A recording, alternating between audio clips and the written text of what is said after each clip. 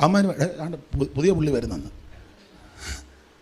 അവന്മാരുടനെ അപ്പം അതൊക്കെ അപ്പോൾ ചോദിച്ചില്ല എവിടെ നിന്ന് വരുന്നത്? ഞാൻ അവിടെ നിന്ന് ഇങ്ങോട്ട് വരുവാന്ന് പറഞ്ഞു. എങ്ങനെയാണ്?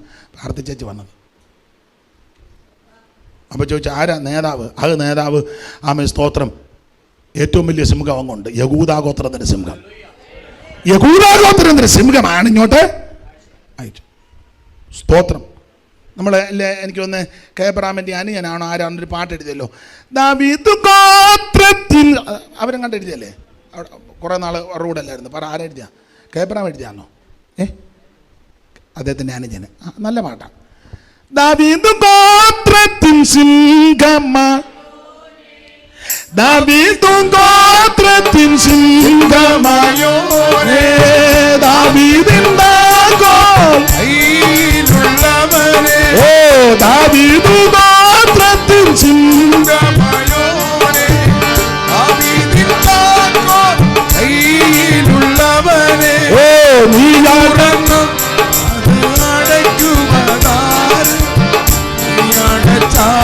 അത് തുറക്കുവതാര്, ഓ നീ തുറന്നാലത് അടയ്ക്കുവതാര്, നീ അടച്ചാലത് തുറക്കുവതാര്, ഓ ഏതു നക്ഷത്രം വലം കയ്യിൽ പിടിച്ച് ഏറെ രാജാമുടി ശിരസനിൽ മരിച്ചു, ഓ ഏതു പൊന്നില വിളക്കുകളതിൽ നടുവിൽ എഴുന്നള്ളി വന്നോനേ, എഴുന്നള്ളി വന്നോനേ.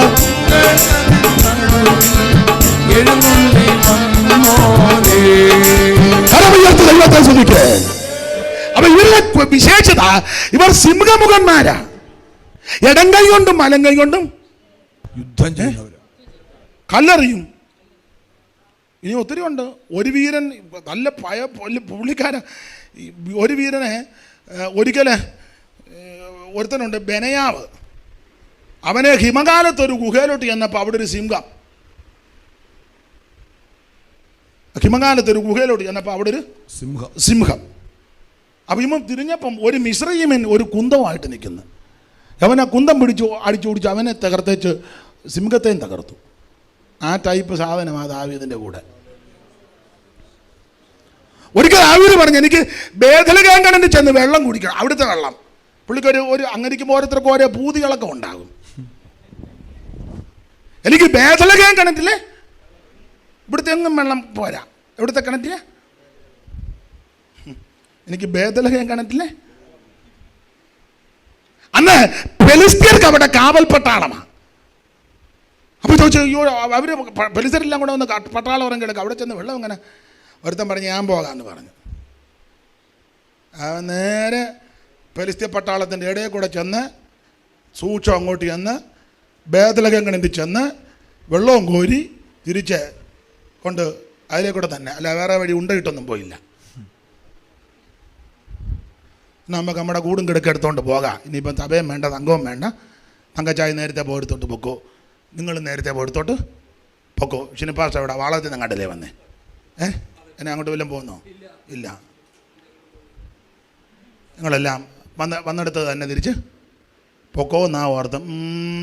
അവൻ സൂക്ഷം അവിടെ ചെന്ന് ബേഥലഹേം കിണറ്റിലെ വെള്ളവും കോരി തിരിച്ച് വെള്ളം എടുത്ത് ദാവീദിൻ്റെ കൈ കൊണ്ട് കൊടുത്ത പറഞ്ഞ് അച്ചാ കുടിക്കാം. പുള്ളി പറഞ്ഞു, അയ്യോ ഞാൻ എത്രയും പ്രതീക്ഷിച്ചില്ല. വെള്ളം നിലത്തൊടിച്ചു. നിങ്ങൾ ആ വാക്യം ഒന്ന് വായിച്ചേ എല്ലാവരും ചുമ്മാ. ആ ബേഥലഹേം പട്ടണവാതിൽക്കൽ കിണറ്റിൽ നിന്ന് വെള്ളം കോരി ദാവീദിന്റെ അടുക്കൽ കൊണ്ടുവന്നു. ദാവീദോ അത് കുടിപ്പാൻ മനസ്സില്ലാതെ യഹോവയ്ക്ക് നിവേദിച്ചൊഴിച്ചു. അവൻ പേടിച്ചു. ദാവീദൂടെ ഇവന്മാർ അത്ര ഞാൻ ഉദ്ദേശിച്ചില്ല ഇവന്മാരിങ്ങനെ ചെയ്യുമെന്ന്, കൂടെയുള്ളവരെ. അപ്പൊ ഞാൻ ഉദ്ദേശിച്ചതിലും ആ കണ്ണിക തുടങ്ങുന്നത് മുതൽ വായിച്ചേ. അനന്തരം ഇസ്രായേലെല്ലാം ഹെബ്രോനിൽ ദാവീദിന്റെ അടുക്കൽ ഒന്നിച്ചുകൂടി പറഞ്ഞത്, ഞങ്ങൾ നിന്റെ അസ്ഥിയും അല്ലല്ല 23 അല്ല ശാമുവേലിൻ്റെ 1-ാം പുസ്തകം 23-ാം അധ്യായത്തിൻ്റെ 8 മുതൽ വായിച്ചാൽ വീരന്മാരുടെ പട്ടിക കിടപ്പുണ്ട്. വായിച്ചേ. ദാവീദിനുണ്ടായ വീരന്മാരുടെ പേരുകളാണ് തക്കമോന്യൻ, യോശേബ്, ബെശോബെത്ത്, അവൻ നായകന്മാരിൽ തലവൻ, 800 പേരെ ഒരേ സമയത്ത് ആക്രമിച്ചു കൊന്ന എസ്തേൻ. എങ്ങനുണ്ട്? 800 പേരെ ഒരേ സമയത്ത് ആക്രമിച്ചു കൊന്ന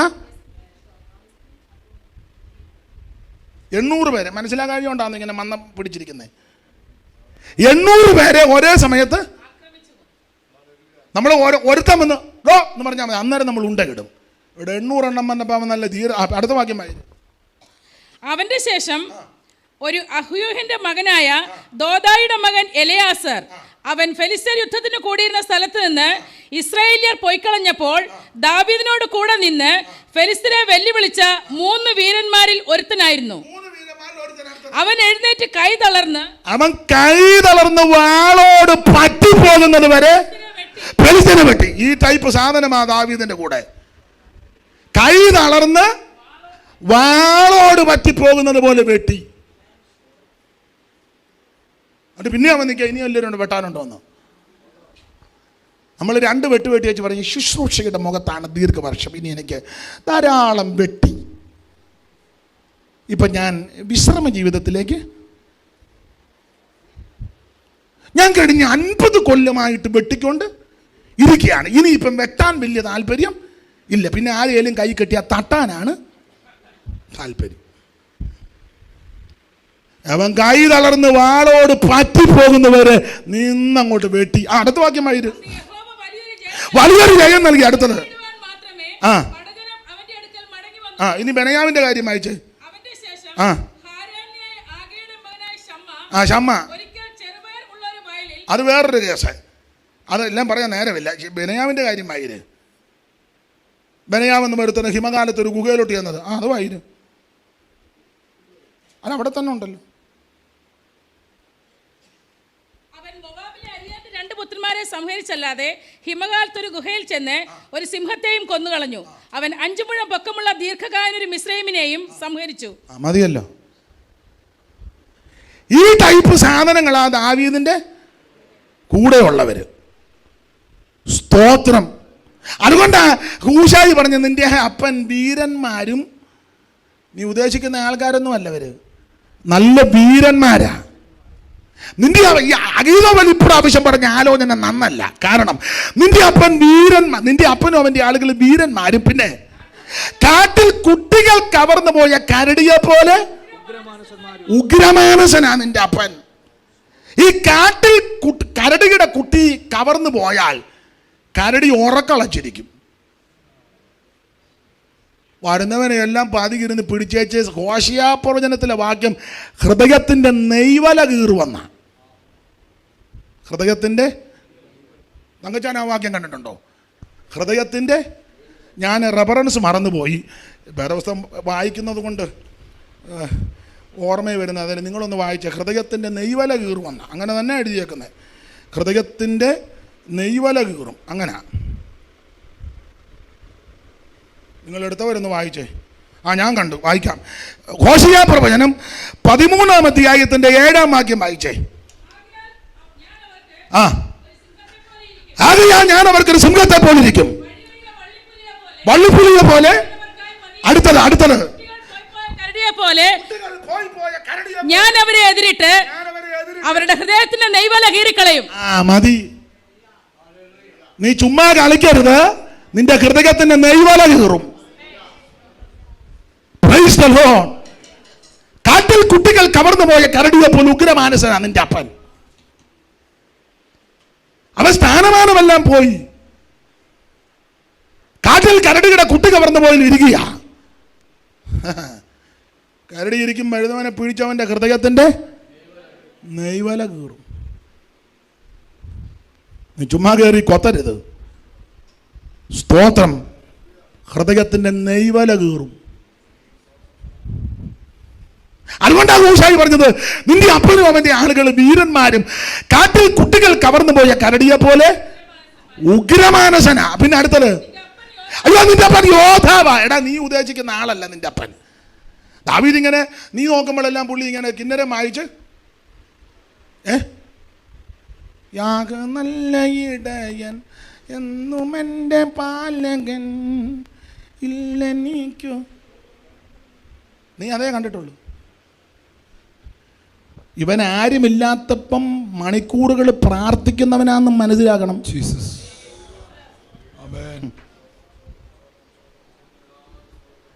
നീ നോക്കുമ്പോഴെല്ലാം ആണ്ട് സ്റ്റേജിൽ വന്നിരുന്ന് പാട്ട് പാടുന്ന അത് വേറെ വിഷയം. സ്തോത്രം. ഇത് കഴിഞ്ഞ് വേറെ മുഴങ്കാലിൽ ഇരിക്കുന്നുണ്ട്. Price the Lord. നീ കണ്ടതെല്ലാം പുള്ളി ഇങ്ങനെ ഇന്നരം വായിച്ചേ. പുള്ളി പുതിയ പാട്ട് കമ്പോസ് ചെയ്യാന്ന എനിക്കറിയത്തില്ല. ജോയ്സൺ അറിയാം കമ്പോസ് ചെയ്യാൻ, എനിക്കിതൊന്നും അറിയാമേ. പിന്നെ കമ്പോസ് ചെയ്ത് തരികയാണെ ഞാൻ എന്നാലാവും വിധം. Price the Lord. കാട്ടിൽ കുട്ടികൾ കവർന്നു പോയ കരടിയെ പോലെ ഉഗ്രമാനസനാ നിന്റെ അപ്പൻ. നിന്റെ അപ്പൻ യോദ്ധാവാ. നീ ഉദ്ദേശിക്കുന്ന ആളല്ല. നല്ല മിടുമിടുക്കനാ നിന്റെ അപ്പൻ. യോ അതല്ലേ സങ്കീർത്തനത്തിൽ പറഞ്ഞത്, അവൻ എൻ്റെ കൈകളെ പോരിനായിട്ടും എൻ്റെ വിരലുകളെ യുദ്ധത്തിനായി. ദൈവത്തിന്റെ പാദപീഠത്തിൽ ഇരുന്ന് ദൈവത്തിൽ നിന്ന് അഭ്യാസം പ്രാപിച്ചവൻ ആ ദാവീദ് ദൈവപാദപീഠത്തിൽ ഇരുന്നതാ. സ്തോത്രം. അല്ല അവിടെ കളരി പഠിച്ചു ഒന്നുമല്ല. നിങ്ങൾ ഓർക്കുന്ന പുള്ളി കളരി പഠിച്ച കാര്യമാ? കളരി തന്നെ ശരിക്കും പോയില്ല. പോകുമായിരുന്നെങ്കിൽ വൃത്തിയായിട്ട് വർത്താനം പറയുമായിരുന്നല്ലോ. പക്ഷെ വേറൊരു കളരിയിൽ ഇരിക്കുന്നുണ്ട്, കർത്താവിൻ്റെ സന്നിധിയിൽ. അവനെൻ്റെ കൈകളെ പോരിനായിട്ടും എൻ്റെ വിരലുകളെ യുദ്ധത്തിനായിട്ട്. അതാണ് നിന്റെ അപ്പൻ യോദ്ധാവാ. നല്ല മിടുമിടുക്കനാ. മിടുമിടുക്കുള്ളത് കൊണ്ടല്ലേ ഒരു 5 കല്ലെടുത്തുകൊണ്ട് പോയി ഒരു കല്ല് കവണയും വെച്ച ഉടനെ എറിഞ്ഞില്ല. നമ്മൾ വെച്ച ഉടനെ ശാസിക്കുക, വന്നിരുന്ന ഉടനെ ഫൽസിക്കുന്നു. ആരെയാ? യോഗത്തിനെ കൊണ്ട് വന്ന് കസായിരുന്ന ചുമ്മാ ആട്ടുകയും തുപ്പുകയും ചെയ്യരുത്. അടുത്തിരിക്കുന്നതിൻ്റെ മോന്തയിലും തുപ്പൽ വന്ന് ശാസിച്ചോ, അതിനൊരു മട്ടമുണ്ട്. പണ്ട് ഞങ്ങളുടെ ഒരു ഉപദേശി, ഞങ്ങളെല്ലാവരും ഉണ്ട് പാവത്താന, പക്ഷെ പുള്ളിയുടെ വയ്യ. അന്നേരം പുള്ളി പ്രാർത്ഥിച്ചേച്ചി ശാസിച്ചതാ. യേശു നാമത്തിൽ ശാസിക്കുന്നു. ശാസിക്കാൻ വയ്യ. യേശുവിൻ്റെ നാമത്തിൽ ശാസിക്കുന്നു.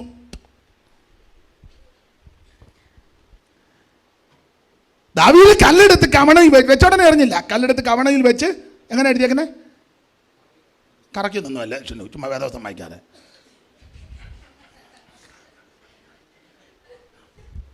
ദാവീദ് സഞ്ചിയിൽ നിന്ന് ഒരു കല്ലെടുത്ത് കവണയിൽ വെച്ച് വീശി. അതാ കറക്കൊന്നും വേണേ ഉദ്ദേശിക്കാം. വീശുന്നത് അത് താനല്ലയോ ഇത് എന്ന് വർണ്ണത്തിൽ ആശങ്ക ഉൾപ്രേക്ഷാക്കിയ അലങ്കൃതി. ആ കല്ലെടുത്ത് കവണയിൽ വെച്ചോടനെ എറിഞ്ഞില്ല, വെച്ചൊന്ന് വീശി മട്ടം പിടിച്ചു. വീശി എന്നിട്ട് ആ ഉന്നം പിടിച്ചത് അവൻ്റെ നെറ്റിയാ. ഫെലിസ്തീൻ്റെ നെറ്റിക്കിട്ട് ഉന്നം പിടിച്ചിങ്ങനെ വീശി അവൻ്റെ നെറ്റിക്കിട്ട് എറിഞ്ഞു. കല്ലവൻ്റെ മുട്ട കൊണ്ടെന്നാന്നോ വായിക്കൂ. ആ കല്ലവൻ്റെ നെറ്റി തന്നെ കൊണ്ടത്. ഉന്നം പിടിച്ചെടുത്ത് കൊണ്ടു. നീ ഉന്നം വെച്ച് പ്രാർത്ഥിക്കണം. ഒരു വീട് കണ്ടാൽ ഉന്നം വെച്ച് പ്രാർത്ഥിക്കണം. യേശുവിൻ്റെ നാമത്തിൽ അവർ രക്ഷിക്കപ്പെടും. ഉന്നം വെക്കണം. ഒരു ദേശം നീ കണ്ട് പ്രാർത്ഥിക്കണം. ഈ ദേശം വിടുവിക്കപ്പെടും. ഉന്നം വെക്കണം. ലക്ഷ്യം ഉണ്ടായിരിക്കണമെന്ന്. ചുമ്മാ കാടടച്ച് വെടിവെക്കരുത്. നിന്റെ കുടുംബത്തിൽ കുടുംബാംഗങ്ങളെ ഉന്നം വെച്ച് പ്രാർത്ഥിക്കണം. എൻ്റെ സഹോദരൻ, എൻ്റെ സഹോദരി, എൻ്റെ മാതാവ്, എൻ്റെ സഹോദരങ്ങൾ രക്ഷിക്കപ്പെടും. ഉന്നം വെച്ച് പ്രാർത്ഥിക്കണം. നീ പാർക്കുന്ന അയലത്തുകാരെ ഉന്നം വെച്ച് പ്രാർത്ഥിക്കണം. യേശുവിന്റെ നാമത്തിൽ അവർ രക്ഷിക്കപ്പെടും. യേശുവിന്റെ നാമത്തിൽ അവർ സ്നാനപ്പെടും. യേശുവിന്റെ നാമത്തിൽ അവർ വിടുതൽ പ്രാപിക്കും. ദൈവമക്കൾക്ക് നല്ല ലക്ഷ്യം ഉന്നം ഉണ്ടായിരിക്കണം. അല്ല എന്നാ തോന്നുന്നിടത്തിട്ട് കൊള്ളെന്നും പറഞ്ഞാന്ന് പറഞ്ഞേ.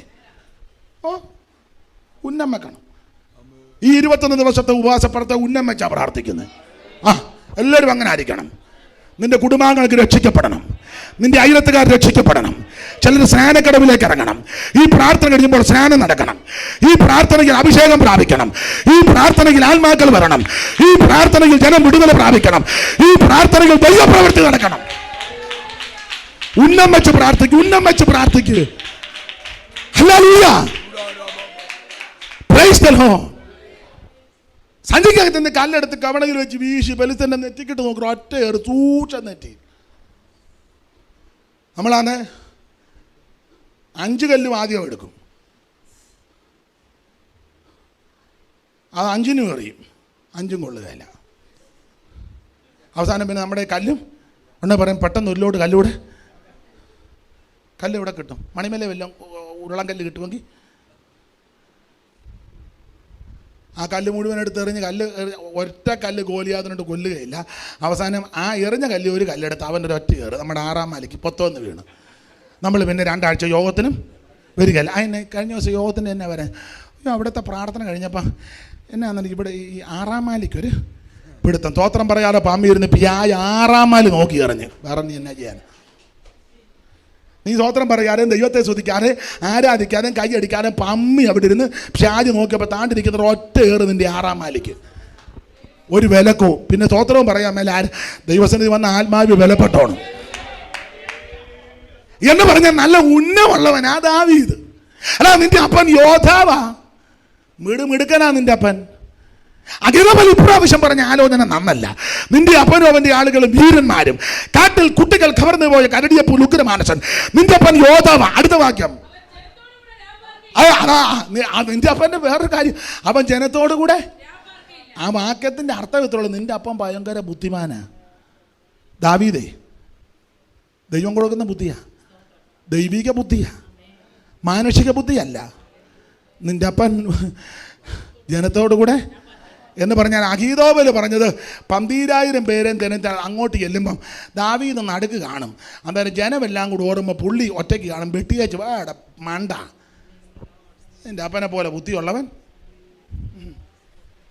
സ്തോത്രം സ്തോത്രം. ഭയങ്കര ബുദ്ധിയാണ് ദാവീദിന്. ബുദ്ധിയുടെ വൈഭവ നമ്മൾ പഠിക്കുന്നുണ്ടല്ലോ. പണ്ട് ഗത്തിൽ ആഗീഷിൻ്റെ അടുക്കൽ ചെന്നു, കഷ്ടതയുടെ സമയത്ത്. ഗത്തിൽ ആഗീഷിൻ്റെ അടുക്കൽ പുള്ളി ചെന്നപ്പോൾ ആഗീഷും ഭൃത്യന്മാരും നോക്കിയപ്പോൾ എടാ ഇല്ല സഹോദരിമാർ സിസ്റ്റേഴ്സ് പാടിയ ഡേവിഡ് അല്ലയോ? ഈ ഡേവിഡിനെ പറ്റിയല്ലയോ പണ്ട് സിസ്റ്റേഴ്സ്? ശൗൽ 1000 കൊന്നു, ഡേവിഡോ? അപ്പം ദാവീദ് ഓർത്തു, എടാ പെട്ടുപോയല്ലോ. ഉടനെ പുള്ളി ബുദ്ധി, അതാണ് നിൻ്റെ അപ്പം ബുദ്ധി. തുപ്പൽ വക്ക് രക്ഷപ്പെടണ്ടേ, തുപ്പൽ വക്ക് ഓടിപ്പിച്ച് ഭിത്തിയിലിങ്ങനെ കട്ടളയിലെല്ലാം എഴുതി ഇങ്ങനെ. അപ്പോൾ ആഗീഷ് ഒന്നുകൂടെ നോക്കി, ഡേവിഡല്ല മട്ടനാന്ന് തോന്നുന്നു, ഇത് മട്ടൻ ഡേവിഡാണല്ലോ. അപ്പോൾ ഇത് പുള്ളി ഇങ്ങനെ പുച്ഛം പറഞ്ഞ പുള്ളി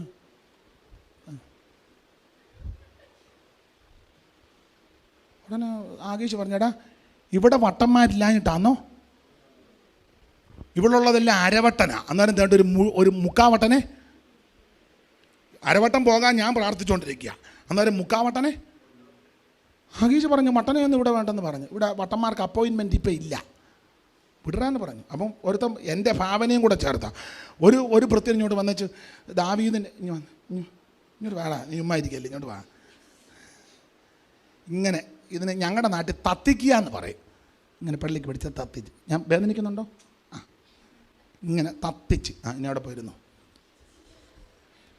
അപ്പം ദാവീദ് ഈ ഭിത്തിയിലൊക്കെ ഒലിപ്പിച്ച് ഇങ്ങനെ നിൽക്കുക. അപ്പം അട്ടനല്ലേ ഒരു ഭൃത്യം വന്നിച്ച് ഇവനെ ഇങ്ങനെ തത്തിച്ച് പോടാന്ന് പറഞ്ഞ് കളിച്ച് നീ പാലസ് കയറി കളിക്കുന്നു, തത്തിച്ചോണ്ട് പോകും. അപ്പം തത്തിച്ചോണ്ട് പോകുമ്പോഴും പുള്ളി ഇങ്ങനെ മരിച്ചും കുറിച്ചും പോവുക. തത്തിച്ച് കൊണ്ടുവന്ന് ബൗണ്ടറിയുടെ അവിടെ വന്ന് ചായത്തിലൊരൊറ്റ തെള്ള്, ഒറ്റ തള്ളി ഏരിയായി കണ്ടേക്കരുതെന്നും പറഞ്ഞ് അവർ തിരിച്ചു പോയപ്പോൾ ദാവീദ് പറയുക, ഞാൻ യഹോവയെ എല്ലാ കാലത്തും വാഴ്ത്തും, അവൻ്റെ സ്തുതി എപ്പോഴും എൻ്റെ നാവിന്മേലിരിക്കും. വായിച്ചേ 34-ാം സങ്കീർത്തന ഹെഡിങ് വായിര്, 34-ന്റെ ഹെഡിങ് വായിര്. അതാണോ ഹെഡിങ്? അത് വാക്യമല്ലേ? അബീമേലെക്കിന്റെ മുമ്പിൽ വെച്ച് ബുദ്ധിഭ്രമം നടിക്കുകയും അവിടെ നിന്ന് അവയെ ആട്ടിക്കളയുകയും ചെയ്തിട്ട് അവൻ പോകുമ്പോൾ പാടിയ ഒരു സങ്കീർത്തനം. പോകുമ്പോൾ പാടിയതാ 34. ദാവീദ് ഗത്തില് ആഗീഷിന്റെ ചെന്ന് ബുദ്ധിഭ്രമം നടിച്ച് ഒടുവിൽ തത്തീര് കിട്ടി വെളിയിലോട്ട് പോയപ്പോൾ പാടിയ സങ്കീർത്തനമാണെന്ന് ആ ഹെഡിങ്. ആ സങ്കീർത്തനത്തിൽ പറയുക, ഞാൻ യഹോവയെ എല്ലാ കാലത്തും വാഴ്ത്തും. ഞാൻ യഹോവയെ എല്ലാ കാലത്തും വാഴ്ത്തും, അവന്റെ സ്തുതി എന്റെ ഉള്ളയാകിൽ പ്രശംസിച്ചിടുന്നു. എന്റെ ഉള്ളം യാകിൽ ഓ എന്റെ മാനസം പ്രിയനിലാനന്ദ, ഓ എന്റെ മാനസം പ്രിയനിലാനന്ദിക്കുന്നു. ഓ ഞാൻ യഹോവയെ യഹോവായേ എല്ലാ നാളിലും വാഴ്ത്തി സ്തുതിയെപ്പോൾ ഓ നാവിന്മേലുണ്ട് ആമേ ഞാൻ യഹോവാ ഓറി നാളിലും വാഴ്ത്തി സ്തുതിയെപ്പോഴും നാവിന്മേലുണ്ട്. ഓ എന്റെ ഉള്ളം യാഗിൽ ഓ എന്റെ ഉള്ളം യാഗിൽ പ്രശംസിച്ചിടും ആമേൻ എന്റെ മനസം പ്രിയനിൽ ആനന്ദിക്കുന്നു ഓ ആമേൻ എന്റെ മനസം പ്രിയനിൽ ആനന്ദിക്കും. കരമുയർത്തി ദൈവത്തെ സ്തുതിക്കുക. അതുകൊണ്ട് കൂശായി പറയുക, നീ ദാവീദിനോട് കയറി കൊമ്പ് കോർക്കരുത്. നിന്റെ അപ്പനും അവന്റെ ആളുകൾ വീരന്മാര്, കാട്ടിൽ കുട്ടികൾ കവർന്നു പോയ കരടിയപ്പോൾ ഉഗ്രമാനസൻ. നിന്റെ അപ്പൻ യോദ്ധാവാകുന്നു, അവൻ ജനത്തോടുകൂടെ. നിന്റെ അപ്പൻ ബുദ്ധിമാനാ, അഹിതോബിൽ പറഞ്ഞ പോലൊന്നുമല്ല. അവനങ്ങ് അവിടെ കാണുക. ഗുഹയിലോ മറ്റു വല്ല സ്ഥലത്തോ ഒളിച്ചിരിക്കുക. അവനിപ്പം ഗുഹയിലോ മറ്റു വല്ല സ്ഥലത്ത് പോയി ഒളിച്ചിരിക്കുകയായിരിക്കും. അടുത്തത് ആരംഭത്തിൽ തന്നെ ഈ എല്ലാം കൂടെ 12,000 പേരും കൂടെ തുള്ളി ഗ്ലോറി വിറ്ററി കാൽവരി എന്ന് പറഞ്ഞ് അങ്ങോട്ട് ചെല്ലുമ്പം ആരംഭത്തിൽ തന്നെ ഇവരിൽ ചിലർ പട്ടുപോയ ഈ പോയവര് ചിലർ പട്ടുപോയാൽ അത് കേൾക്കുന്ന എല്ലാവരും അബ്ശാലോമിന്റെ പക്ഷക്കാരി മഹാസംഹാരം ഉണ്ടായി എന്നറിയാം. അപ്പോൾ സിംഹഹൃദയമുള്ള ശൂരനും കൂടെ അശേഷം ഉരുകിപ്പോകും. അതുകൊണ്ട് മറപ്പിനിറങ്ങരുത്. ഏതേലും മട്ടം പറയാന്ന് കേട്ടോണ്ട് എതിലേലും നടക്കുന്ന വട്ടനും ചട്ടനും പൊട്ടനും പറയുന്നത് കേട്ടോണ്ട് നീ അമ്മയ്ക്കെല്ലാം പിടികിട്ടുന്നുണ്ട്. പിന്നെ അമ്മയ്ക്ക് ദൈവത്തിന് മഹത്വം. അതുകൊണ്ട് ആരംഭത്തിക്ക് തന്നെ ഇവര് ചിലര് പട്ടുപോയാൽ അബ്ശാലോമിന്റെ പക്ഷക്കാരി മഹാസംഹാരം ഉണ്ടായെന്ന് ഇസ്രായേൽ മക്കൾ അറിയപ്പോൾ സിംഹഹൃദയമുള്ള ശൂരനും കൂടെ അശേഷം ഉരുകിപ്പോകും. വായു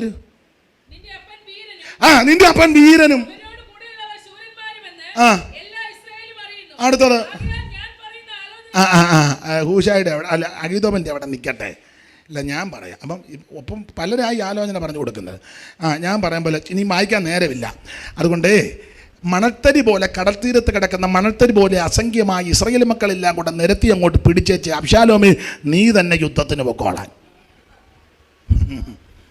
നീ തന്നെ പുറപ്പെടുന്നു. അങ്ങനെ അർഹനായ ഹൂശായിയെ കൊണ്ട് അഗീതോബലിന്റെ ആലോചനയെ അങ്ങ് അബദ്ധമാക്കി. കാരണം പറയാ, ഒന്ന് അബ്ശാലോമിന് അനർത്ഥം വരണം, രണ്ട് അഭിഷിക്തന് വിരോധമായിട്ടാണ് ഈ ആലോചന ഉണ്ടാക്കിയത്. പിന്നെ അവിടെ വേറൊരു പ്രയോഗമുണ്ട്, അഗീതോബലിന് നല്ല ആലോചന എന്നൊരു പ്രയോഗമുണ്ട്. ഒരു വിധത്തിൽ ചിന്തിച്ചാൽ അഗീതോബൽ പറഞ്ഞ ആലോചനയിൽ ഒരു പദം ശരിയാ, ദാവീദ് ക്ഷീണിച്ചു. പിന്നെ ഇതൊക്കെ കേൾക്കുമ്പം മനുഷ്യനല്ലേ അല്ലേ? കറക്റ്റാ പറഞ്ഞു, ക്ഷീണിച്ച് ജനത്തെ ചെതറിച്ച് വെട്ടാനാ നോക്കിയത്. അതിൽ ക്ഷീണിച്ചു, അത് ശരിയാ. ഇല്ല മറ്റേ വീഡിയോ ഇല്ല, ക്ഷീണിച്ചെന്നുള്ളത് ശരിയാ. ഇതൊക്കെ കേൾക്കുമ്പോൾ പിന്നെ ലോകം മുഴുവൻ അറിഞ്ഞതല്ലേ ഇല്ലേ? ഞാനും ഒരു മനുഷ്യനല്ലേ? സ്തോത്രം. ക്ഷണിക്കുകയല്ലേ?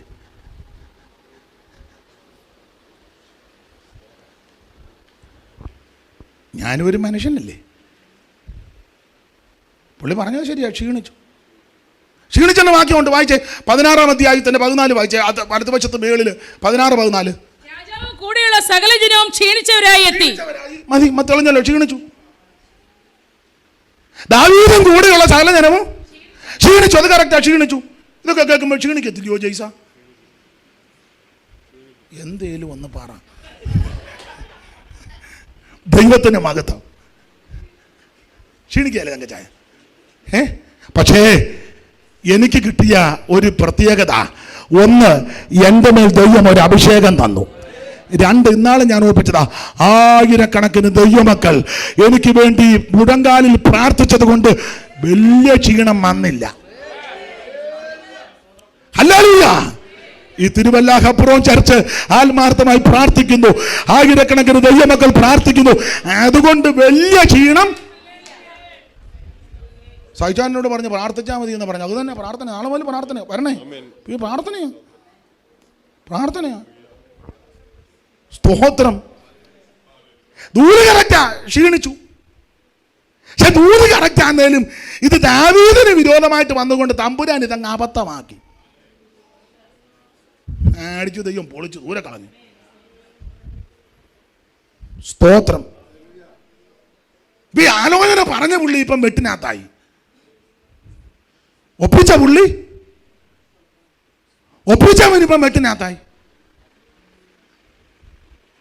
ഇപ്പൊ ചിന്തിക്കുന്നത് പുള്ളി കേസിന് പോകുമോ?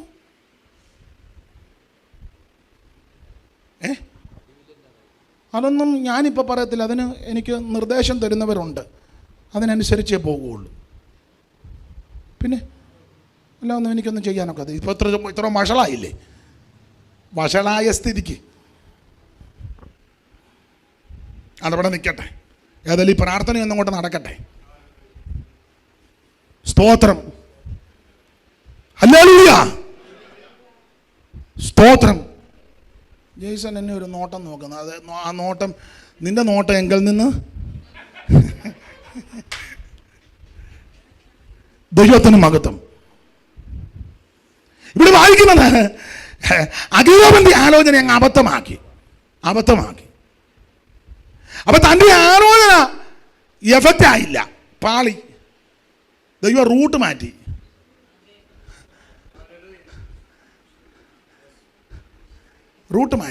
ഹൈവേ പോയതാ, പക്ഷെ റോഡ് പണി കാരണം പറഞ്ഞ് ഇതിലേ കയറി പൊക്കോളാൻ റൂട്ട് മാറ്റി വിട്ട്.